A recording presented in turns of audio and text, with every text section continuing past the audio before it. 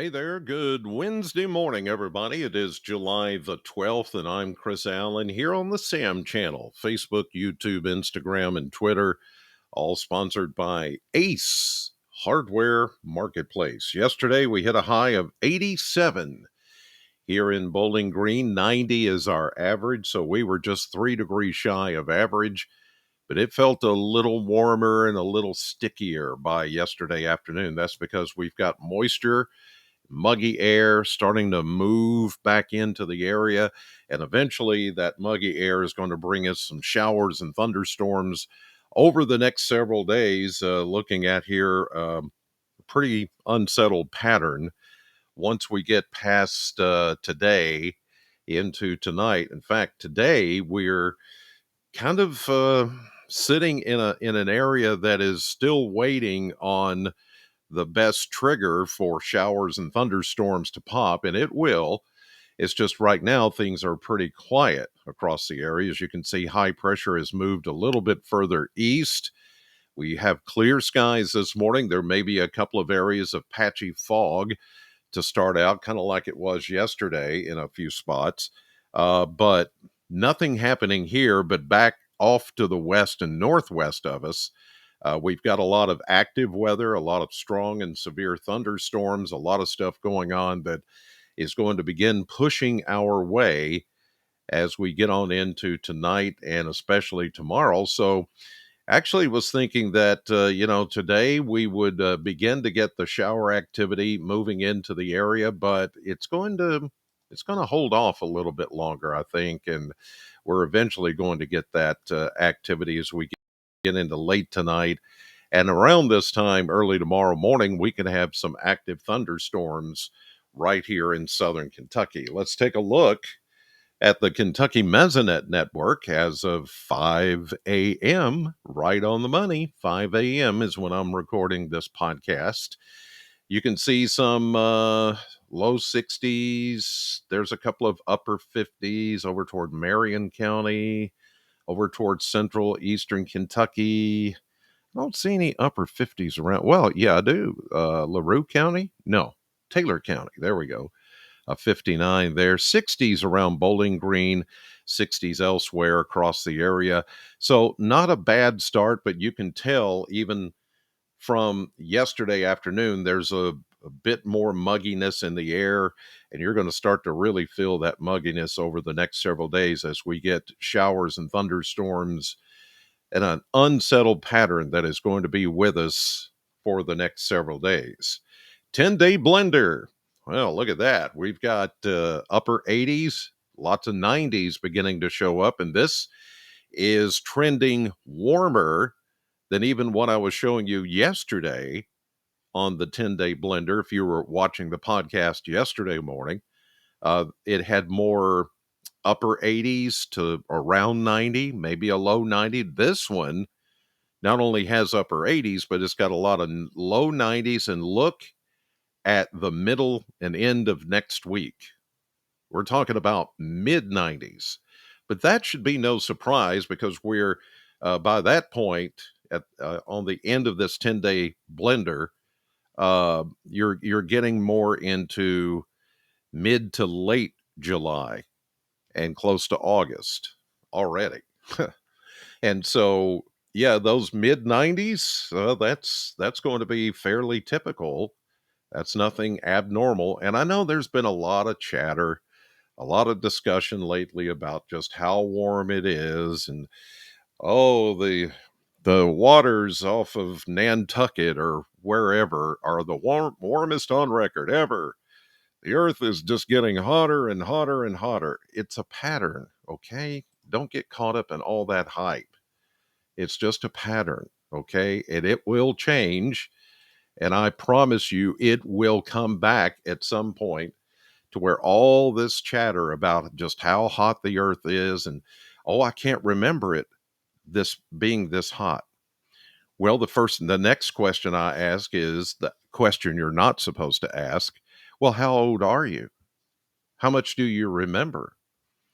Do you know that there's history way before you and that the earth has been, in a lot of cases, much hotter than this? You go back to the 1930s, and there's all kinds of records. So, our memory span is short. We just think about in our lifetime, it's never been this hot. Okay, you might be able to say that, but in other lifetimes before yours, it was hotter. So I just don't get caught up in all that because it's a play on your mind. It's a play that a lot of people like to use just so they can, I don't know, manipulate you or whatever. But anyway, I'm getting off subject here. Let's get back on this. Now, I've been telling you about these complexes, okay? I know some people like to, meteorologists and weather people, they like to, it's an MCS, it's a, you know, complex of thunderstorms. It is, I've used that too, complex MCS, but all you need to know is these are wind driven storms. MCS means nothing to you. Uh, you know, convective system, blah, blah, blah, that means nothing to you. But when I say wind driven storms, that's something your brain goes, oh, maybe I should pay attention to this.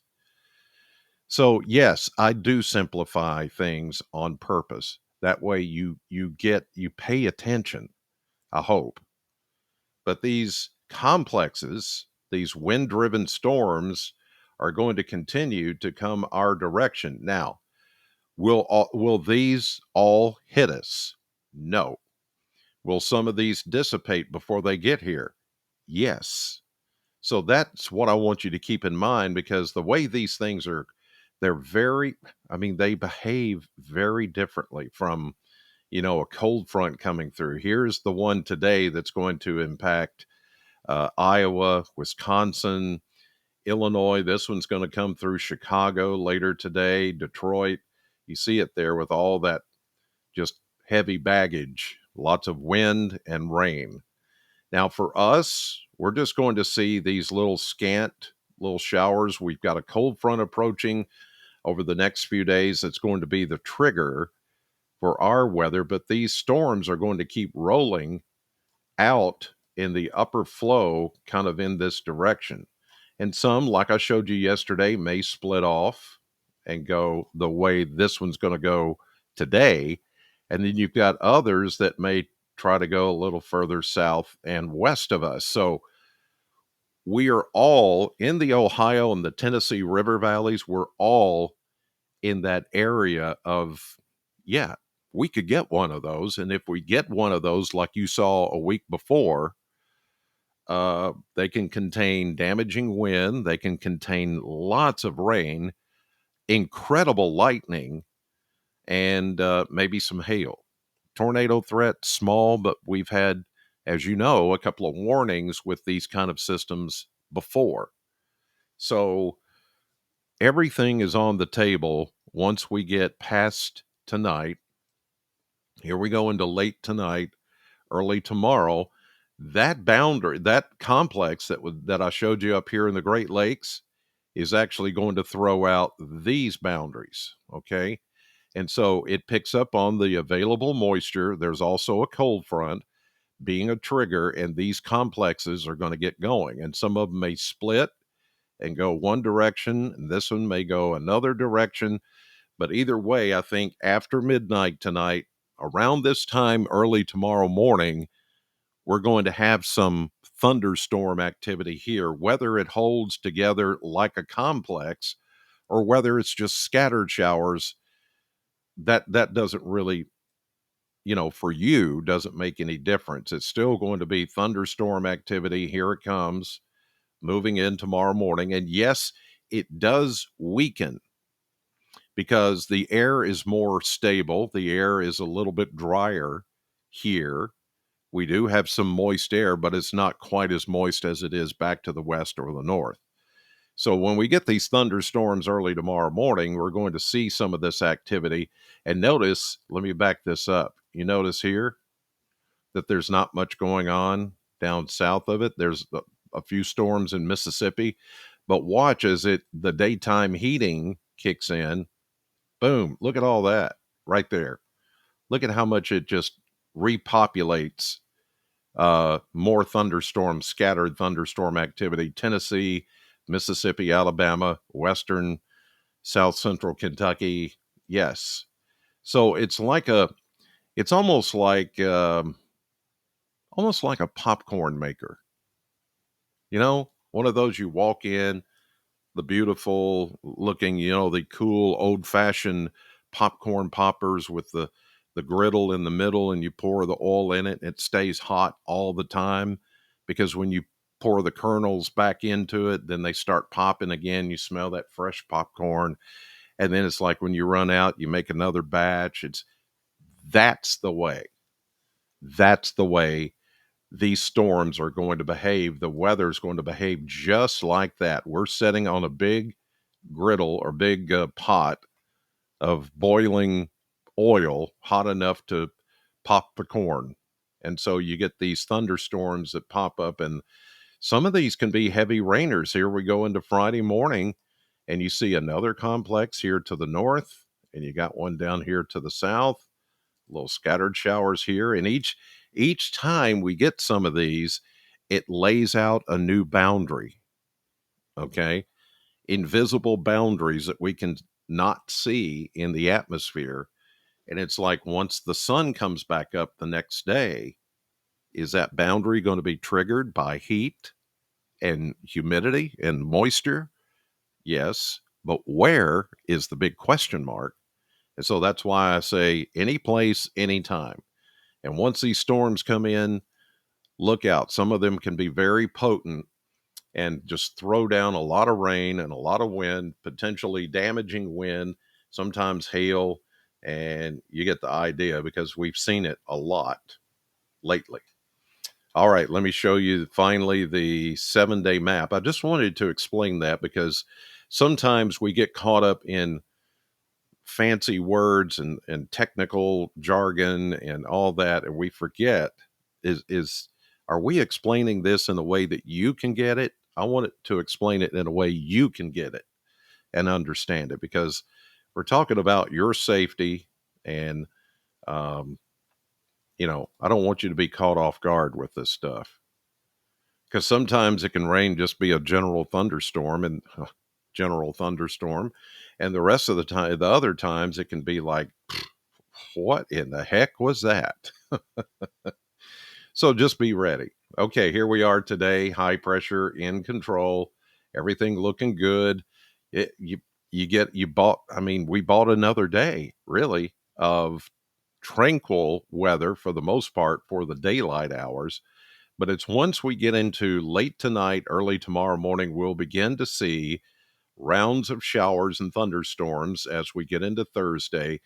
Here comes one of those complexes. Remember, one's going into the Great Lakes, the other one's coming our direction, but whether it stays together, falls apart, is irrelevant in a way, because I just want you to be prepared for it stays together, and some of the models are just not picking it up. Okay.